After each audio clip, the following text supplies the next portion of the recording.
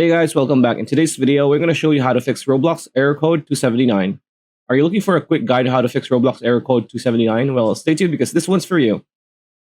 All right, so Roblox error code 279 is usually connected to internet connectivity, and it's one of the most common Roblox errors seen by players recently. So it reflects issues with your internet connectivity, direct blockage over the Roblox app, and at times even errors with Roblox servers.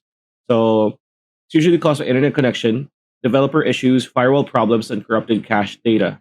How do you fix Roblox error code 279 on Windows? Ensure that your ISP is not the problem, right? And then check Roblox server status. And then another one is add an exception to the firewall on your computer. And yeah, that's pretty much it. That's the video. Hope you liked it. Like, comment, share, subscribe, ring that bell icon. We'll see you on the next one.